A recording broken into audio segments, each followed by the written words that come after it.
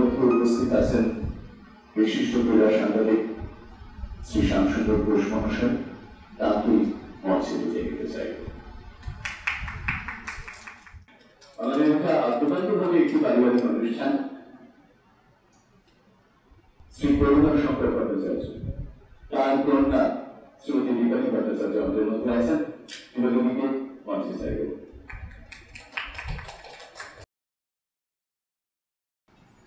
মঞ্চে যারা আছেন তারাই একে একে জয়েন করতে পারেন, যোগদান করবেন। শ্রীমতী দীপালী ভট্টাচার্য, শ্রী রথিন কুমার এবং শ্রী কৃষ্ণমূর্তি।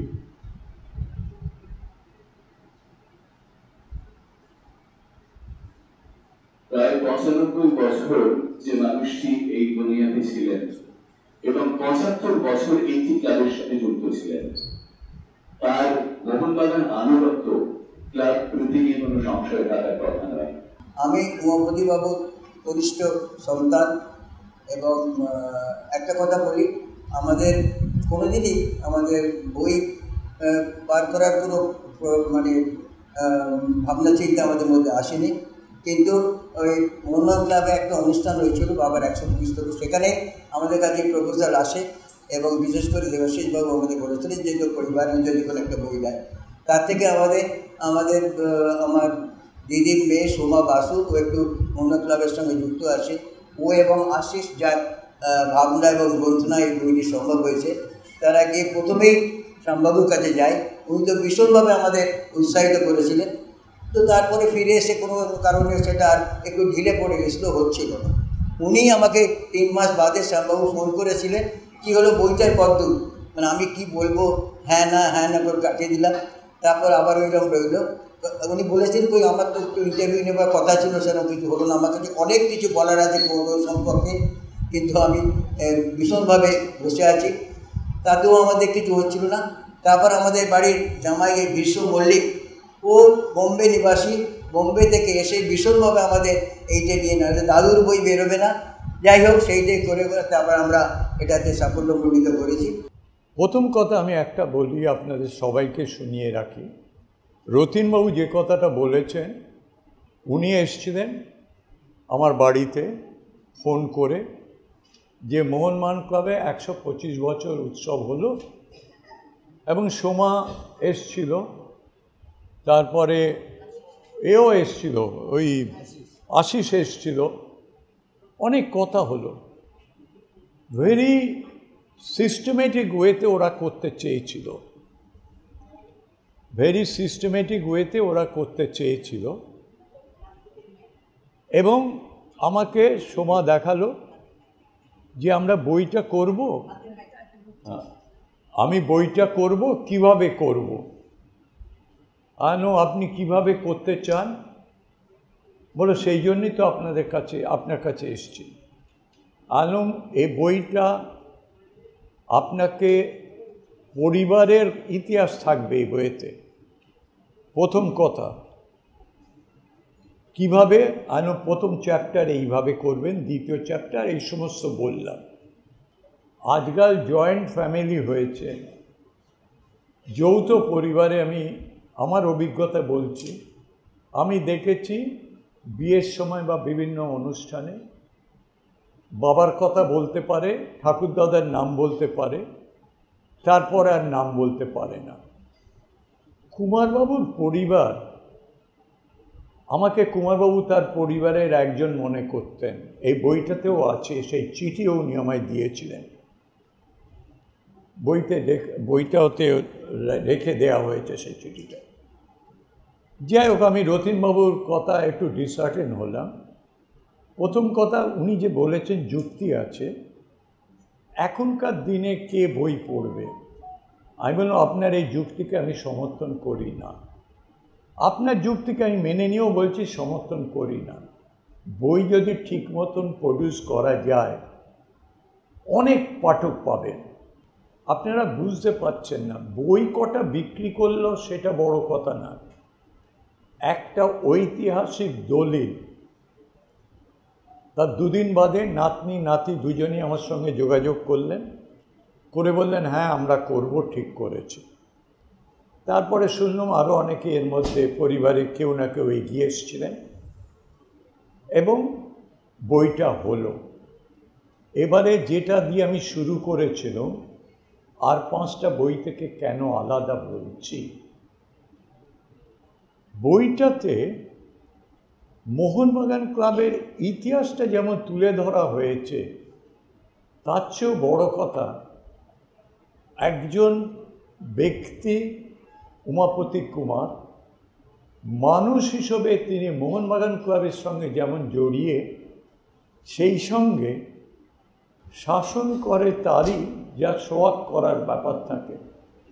উমাপতি কুমার বা কুমারবাবু সেইভাবেই মোহনবাগান ক্লাবকে দেখেছেন, অন্যায়ের সঙ্গে কোনো দিন সমঝোতা করেননি। যে প্রতিষ্ঠানে উনি খেলেছেন সেই প্রতিষ্ঠান সম্বন্ধে যদি কেউ অন্যায় করে তার প্রতিবাদ এবং সেটাকে রেকটিফাই করা মোহনবাগান ইতিহাসে কোনো বইতে সেভাবে লেখা হয়নি আজ অবধি কারো বইতে। আইএফএতে মোহনবাগান ইস্টবেঙ্গলে একটা ম্যাচের আগে আমি খোঁজ করলাম, আমি খবর পেলাম যে মোহনবাগান ক্লাবের এক কর্তা আইএফের এক কর্তার সঙ্গে যোগাযোগ করে ব্যবস্থা করেছে যে তখনকার নিয়ম ছিল রেড কার্ড দেখলে সেই প্লেয়ারটা 2টো ম্যাচ খেলতে পারবে না, এবং এই প্লেয়ারটা তাহলে ইস্টবেঙ্গলের এগেনস্টে খেলতে পারবে না। তাহলে কি করা যায়? আইএফের কর্মকর্তা এবং মোহনবাগানের কর্মকর্তার সঙ্গে একটা খবর করে ঠিক হলো অফিস লিগে সে একটা ম্যাচ খেলবে না আর ক্লাবের একটা ম্যাচ খেলবে না। তাহলে 2টো ম্যাচ হয়ে গেল, তাহলে সেই প্লেয়ারটা খেলতে পারবে এবং সেই প্লেয়ারটা খুবই গুরুত্বপূর্ণ প্লেয়ার। এবং আমি লিখলাম স্টেটসম্যানে, beneath the statue of Gostapal, what happened is unthinkable from a club like Mohanbagan Athletic Club. কুমারবাবু তখন সভাপতি, তিনি সেই সময় ওনার গ্রামের বাড়িতে গিয়েছিলেন। গ্রামের বাড়ি থেকে ওই লেখাটা উনি পড়লেন, কলকাতায় এসে উনি মিটিং ডাকলেন, ডেকে উনি সেই ব্যক্তি যে এর মধ্যে জড়িয়ে আছে তাকে উনি ভর্ৎসনা করলেন। মোহনবাগান কোনোদিন কোনো ট্রফির জন্যে ছোটে না, মোহনবাগানের ঐতিহ্য হচ্ছে বড় কথা। আমরা সাহেবরা আমাদের জোর করে হারাচ্ছে, বৃষ্টি মাঠেও আমরা খেলেছি হারবার জন্যে, আর খেলার শেষে সাহেবরা হাততালি দিয়ে আমাদের অভিনন্দন জানিয়েছে। সবাই দুঃখ প্রকাশ করল। সেই ব্যক্তির নাম, যিনি যোগাযোগ করেছিলেন, এই অন্যায় করেছিলেন, তিনি ক্ষমা চেয়ে নিলেন, তার নাম শৈলেন মান্না। আর যে খেলোয়াড়টি যাকে নিয়ে এই ঘটনা হয়েছিল সে সময় খুবই গুরুত্বপূর্ণ খেলোয়াড় সুব্রত ভট্টাচার্য। কুমারবাবুর কাছে ট্রফিটা বড় কথা না, একটা মানুষকে আপনি বুঝতে পারবেন তার আচরণ, চরিত্র আর ইনস্টিটিউশনের সঙ্গে সে যদি জড়িয়ে থাকে, সেই ইনস্টিটিউশনের প্রতি তার ভালোবাসা। একটা প্রতিষ্ঠান ৭৪ বছর যিনি জড়িয়েছিলেন, 1916 থেকে প্রথম খেলতে আসেন, সেখান থেকে 1990-91 প্রথমে উনি পদত্যাগ করলেন। তার সঙ্গে আমিও জড়িয়ে আছি। আমাকে ডাকলেন, আমাকে উনি খুব স্নেহ করতেন।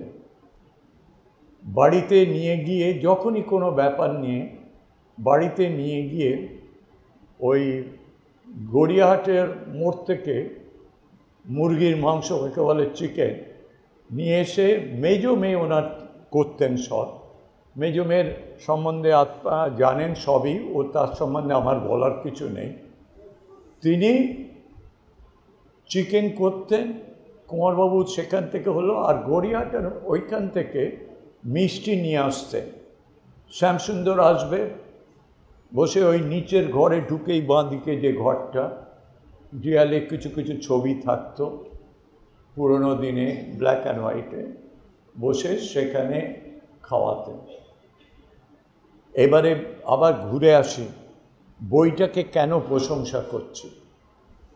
কুমারবাবু সেদিন একটা লিখেছিলেন, এই কাগজটা দেখুন, 1911 সালে মোহনবাগান জিতেছিল 75 বছর বাদে।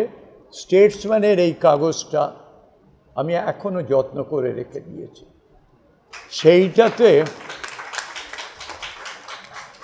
সেটাতে ওনার first article, glorious past gloomy present. দূরদৃষ্টি কেন বলছি? 86-এ উনি লিখছেন, আর আজকে আপনারা প্রত্যেকেই উপলব্ধি করতে পারছেন। উনি ঋষি ছিলেন আমার চোখে, উনি অন্য চোখে দেখতেন সমস্ত কিছু, এবং সেইটা উনি সেখানে বলেছিলেন। এইবারে বইটার কথায় আসি, অজয় বসুর বইটা, এই বইতে অজয় বসুর লেখা আছে। যেদিন মারা যান কুমারবাবু, অজয়দা আমার অগ্রজ, আমার খুব আপনজন, আমরা ফ্যামিলি টাইপে খুবই ক্লোজ। অজয়দা আমার লেখাটাকে খুব লাইক করেছিলেন। মৃত্যুর পর অজয় বোস যে লেখাটা লিখেছে, আপনারা প্রত্যেকেই পেয়েছেন বইটা, আপনাদেরই বই, তাতে দেখবেন উনি কিন্তু ভবিষ্যতের কথা ভেবে কিছু কিছু, জানি না এই ক্লাবটাকে সেইভাবে রাখতে পারবে কিনা, ম্যান লাইক অজয় বসু, আদ্যপান্ত মোহনবাগান। তিনি আমাদের পাড়ায়, আমি ঠনঠনের কাছে মানুষ হয়েছি জীবনে 34 বছর। মোহনবাগান কি উত্তর কলকাতায় থেকে সে উপলব্ধি আমার হয়েছে।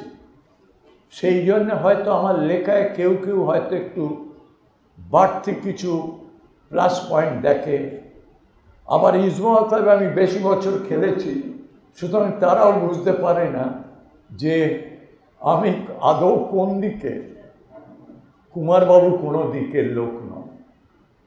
এবারে আরেকজনের লেখা বলি, শৈলেন মান্না, যাকে উনি ভর্ৎসনা করেছিলেন। শৈলেন মান্না এই বইতে লিখেছেন, বইটা ঐতিহাসিক দলিল, I repeat the again. Sailen Manna লিখেছেন, 1947 সালে আইএফএ শিল্ডে মোহনবাগান যখন ফাইনালে উঠল, তখন ডেনিস কম্পটন এখানে, তখন তো সাহেবরা এখানে অন ডিউটি বিভিন্ন জায়গায়, প্রস্তাব হলো ডেনিস কম্পটনকে আমরা নিয়ে নিই শিল্ডে।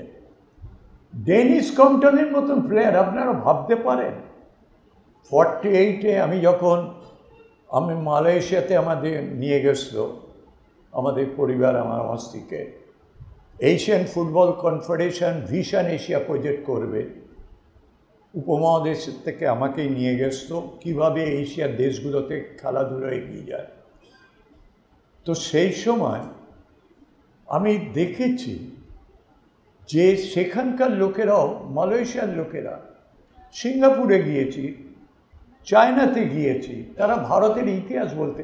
আমি 2006-এ ওয়ার্ল্ড কাপ করতে গিয়েছি মিউনিকে অ্যালবাম যাকে বলে, বিভিন্ন দেশের কান্ট্রি স্পোর্টসের অ্যালবাম। সেখানে দেখছি ভারতীয় ফুটবল বলতে মোহনবাগান, তারা ভারতীয় ফুটবল নয়। আমি হাবলাদার মেয়েকে বলছিলাম একটু আগে, আইএফএ হবার আগে মোহনবাগানের প্লেয়াররা ভারতীয় দল হিসেবে বিভিন্ন জায়গায় ক্যাপ্টেন্সি করেছে। মান্নাদার কথা বললাম, মান্নাদা নিজে বলছেন সে সময় বিদেশি খেলোয়াড়দের খেলানোর ব্যাপার নেই। মোহনবাগান তো আদ্যপান্ত, তো মোহনবাগান এদেশীয় একটু ঘটি আছে, বাঙাল বাড়ি বিয়ে হবে না, অমুক হবে না, ওই বাড়ির বউ এসছে, ও কী রান্না করলো, সেসব আছে। এবং আমি নিজের চোখে দেখেছি ওই উত্তর কলকাতায় খাওয়া দাওয়া বন্ধ হয়ে গেল। কেন? মোহনবাগান হেরেছে। আরে মোহনবাগান হেরেছে তো আমি নাতি, আমি কেন খাওয়া বন্ধ করব? এসব ছিল পুরনো দিনে। তারপর তো সত্যজিৎ রায় বলুন বা যত আমাদের ফিল্ম ডাইরেক্টর, তারাও এইসব করেছে। তাহলে অজয় বোস নিজে বলেছেন উমাপতি কুমার আগের থেকে সন্দেহ একটা ওনার মনে ছিল। 86-তে আমি যেটা লিখেছিলাম সেটা যে কুমারবাবু দূরদৃষ্টি, সেটা হয়েছে। তো ফ্যাক্টের দিক দিয়ে একটা বই যখন হয়, আমার পাশে রতিনবাবুকে আমি খুব কড়া কথা বলেছিলাম, কটা বই বিক্রি হবে সেটা বড় কথা না, বড় কথা হচ্ছে একটা ভালো বই করুন। আশিস আমার সঙ্গে রেগুলার যোগাযোগ রেখেছিল all through, I must say. কুমারবাবু নিজেই তার আত্মজীবনী লিখে গিয়েছেন। বইয়ের শুরুতে কোথা থেকে এসছেন, কিভাবে এসছেন, মোহনবাগান ক্লাবের আত্মজীবনী ওর মধ্যে রয়েছে। সামাদ কোথা থেকে এসছিল, একটা ম্যাচে 10টা গোল করে ফেললো, কে জানে? কোন সাপোর্টার মোহনবাগানে জানবে? কোন বইতে আছে? কুমারবাবু নিজে তো প্রত্যক্ষদর্শী, তিনি তো এটা লিখেছেন। গোষ্ঠপাল আর উমাপতি কুমার দুজনই লিজেন্ডারি।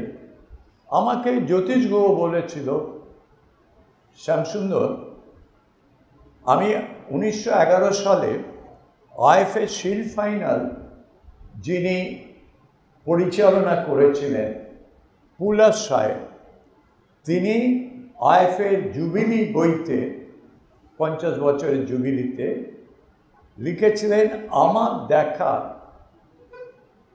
এইরকম থ্রু পাস আর কোনো ভারতীয় দেখিনি, এমনকি সাহেবদের কাছ থেকেও দেখিনি।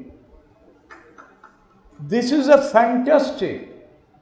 অজয়দার লেখাতে পড়লাম, অজয়দার লিখেছিল কুমারবাবুর একটা ইন্টারভিউ নিচে টিভিতে, আপনি তো কোনোদিন হেড করেননি, তাহলে আপনি কি ফুটবলার ছিলেন? বললো, পায়েতেই যদি কাজ হয় তাহলে হেডের কি দরকার? This is a fantastic. কোন বইতে কে লিখেছে?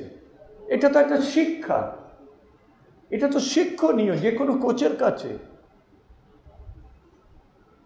আরেকটা জিনিস দেখলাম, সেটা হচ্ছে কতটা আমাকে ভালোবাসতেন। আপনাদের পরিবারের লোকেরা কেউ কেউ আমাকে দেখেছে কুমারবাবু আমাকে কতটা ভালোবাসতেন। যারা দেখেননি তাদের বলি, আমার প্রথম সাক্ষাৎকার কুমারবাবুর কাছে। আমি কিন্তু ঘরোয়া পরিবেশে বলছি, বৈঠকি ঢঙে বলতে পারেন, স্মৃতিচারণ করছি। কারণ এই বইটা উদ্বোধন করছেন তার পরিবারের লোকেদের, তার জন্য আমরা স্বস্তিক এসেছিল, আমরা পরিবারেরই একজন বলে মনে করবেন। আশিসকে আমি প্রশংসা করব, রুমাকে আমি প্রশংসা করব, পাবলিশার্স যে তাদের প্রশংসা করব। একাধিক পাঠ করা হয়েছে এবং যখন বলা হয়েছিল 40টা পাতার বেশি, 20-25টা বেশি হবে না, আমি রেগে গিয়ে বলেছিলাম, আপনি আমার কাছে আসুন, আমি 1 ঘন্টা বলবো 30 পাতা। কেন 1923 সালে আইএফএ শিল্ড ফাইনালে বৃষ্টির মধ্যে মোহনবাগানকে খেলিয়ে হারিয়েছিল, আর গোষ্ঠপাল প্রথমে খেলতে চাইছিল না, 3টের সময়, তখন 5টার সময় খেলা। উমাপতি কুমার বলেছিলেন, হাত জিতটা বড় কথা না, আমরা ঐতিহ্য নিয়ে খেলব। এবং সেটা ওই মেসে রাখতো, আপনার হাতিবাগানের ওইখানে মেসে 3টের সময় কুমারবাবু আমাকে বলেছিলেন, এবং সেইটা খেলেছিলেন। আবার 40 সালে মোহনবাগান আইএফএ শিল্ড ফাইনাল যখন উঠল, প্রথম ফাইনালে বাঙালি টিম, বোম্বেতে তো জেসি মৈত্র ছিলেন তখন, ওয়েস্টার্ন ফুটবল অ্যাসোসিয়েশন, তার মুখেই শোনা যে তখন সবাই মোহনবাগান একমাত্র ভারতীয় বলতে, তখন কিন্তু ইস্টবেঙ্গল মোহামেডান হয়েছে, হ্যাঁ, তখন একমাত্র, সেই পরিপ্রেক্ষিতে করলো। তো আজকে বইটাকে একাধিক ভাগে ভাগ করা যায়, আর আর একটা কথা শেষ বলে ছাড়ব, যখন লুকিং ব্যাকটা করেছি, এইটা হচ্ছে উমাপতি কুমারের জীবনী। সেদিন ওনার জীবনী 1916 সালে কোথা থেকে খেলেছিলেন। Statesman thought it first, Statesman thought it wise, thanks to Statesman. আমি যদিও করেছিলাম, কিন্তু স্টেটসম্যানের কথাই বলবো যে প্রথম লুকিং ব্যাক আর গ্যালারি, প্রথম লুকিং ব্যাক আমার মনে হয়েছে এই ভদ্রলোকের জন্যে করা। কোথা থেকে এসছেন, কোথায় খেলেছেন, সব কিছুই রয়েছে। আর আমি দিগ্ভ্রান্ত করব না, আপনাদের সঙ্গে এই যে কিছুটা সময় কাটাতে পেরেছি, কুমারবাবু নেই, কুমারবাবুর স্মৃতিচারণ যে করতে পেরেছি, এই সুযোগটা যে আপনারা দিয়েছেন তার জন্যে আপনার কাছে এবং আমি আমার স্ত্রীর তরফ থেকে আপনাদের কাছে কৃতজ্ঞতা জানাচ্ছি। আশীর্বাদ করি আপনারা ভালো থাকবেন। যারা আমার বয়োজ্যেষ্ঠ বা গুরুজন, তাদের প্রতি শ্রদ্ধা রইল। পরিবারের প্রত্যেককে বলবো, এই বইটা একটা ঐতিহাসিক দলিল হিসেবে নিজেদের গর্ব মনে করবেন। যা যা উনি দূরদৃষ্টিতে যা যা দেখেছিলেন, একটা গ্রাম্য বালক সে তাই করেছে। আর লাস্ট বাট নট লিস্ট, উনি যেখান থেকে দেশ থেকে যখনই আসতেন একটা আমের ঝুড়ি নিয়ে আসতেন এবং আমাকে দিতেন। মালিকে বলে পাঠিয়ে, মালি এসো ভাসিয়া বা কেউ গিয়ে সেটা দিয়ে আসতো। ধন্যবাদ। অনেকক্ষণ বললাম, অনেক স্মৃতিচারণ করলাম। ভালো থাকবেন, সুস্থ থাকবেন। আমাদের প্রকাশক চিত্রভানু চক্রবর্তীকে একটু মঞ্চে চাইব। আর মঞ্চে যারা আছেন, আমাদের সামনে 5টা বই আছে, আমরা বইটি আজকে আনুষ্ঠানিক প্রেস রিলিজ করতে চাই। চিত্রদা আসুন, লোকসেবা শিবিরের পক্ষ থেকে।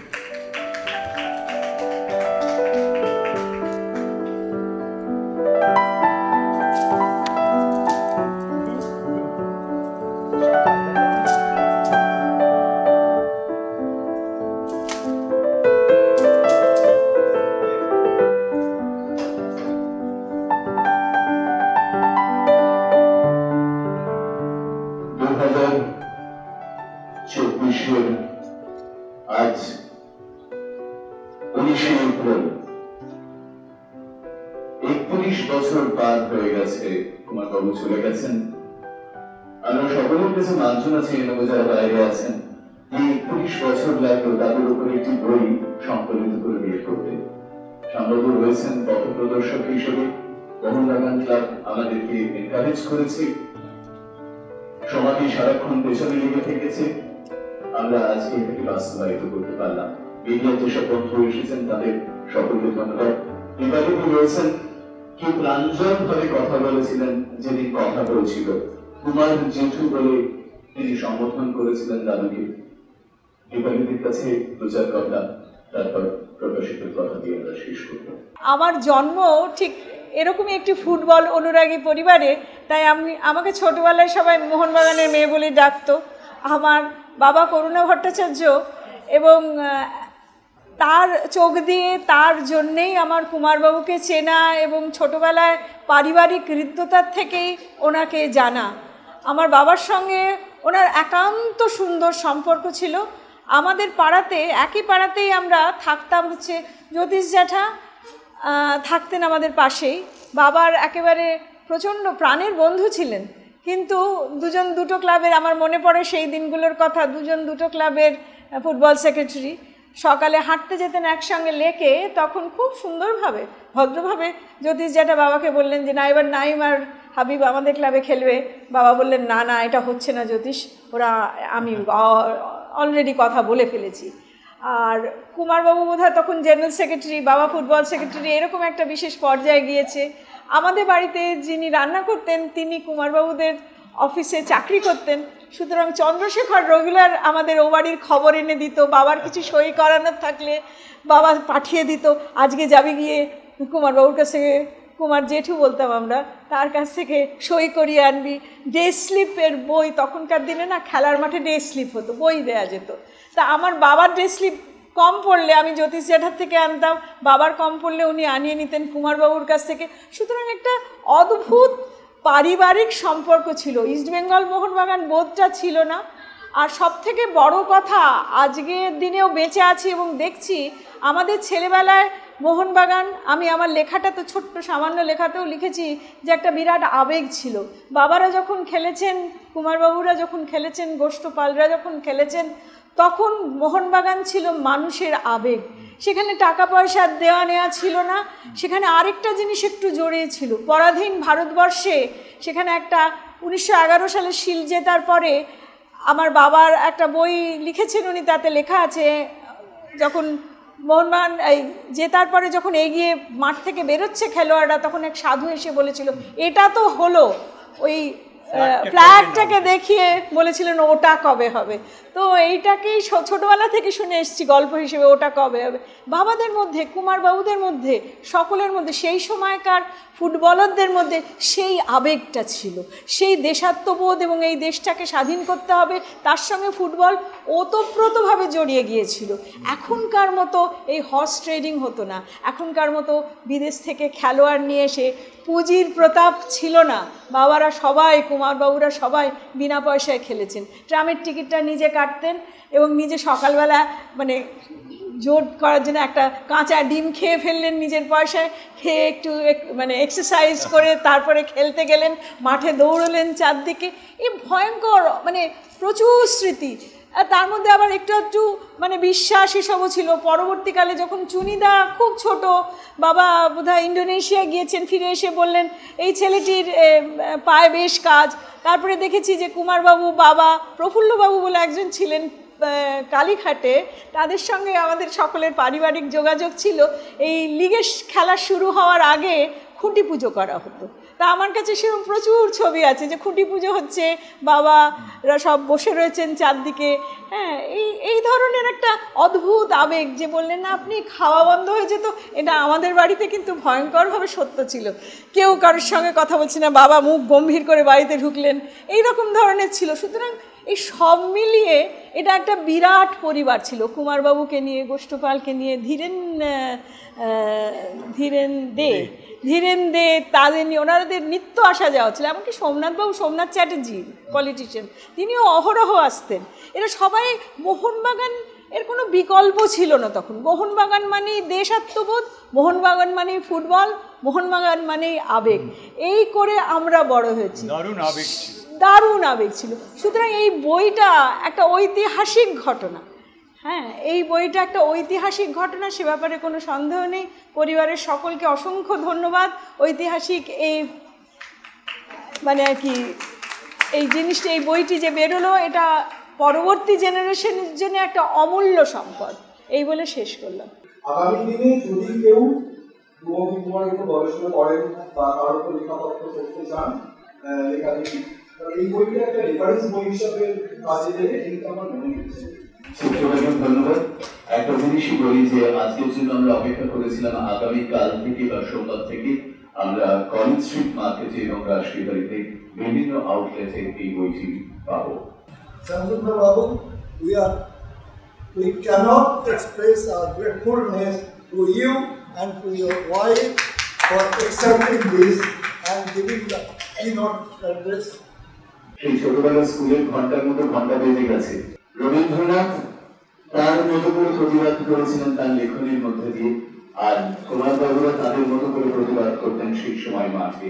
সেই রবীন্দ্রনাথ বলছেন তার শেষের কবিতায়, তোমার দিনই সুখ মুক্তির নৈবেদ্য দেব রাখি রজনীর শুভ্র অবসানে, কিছু আর নাহি বাকি, নাই তো প্রার্থনা, নাই অভিমান, নাই বীর কান্না, নাই গর্ব হাসি, নাই পিছু ফিরে দেখা, শুধু সে মুক্তির গালিখানি ভরিয়া দিলাম আজি আমার মহৎ মৃত্যু আনি।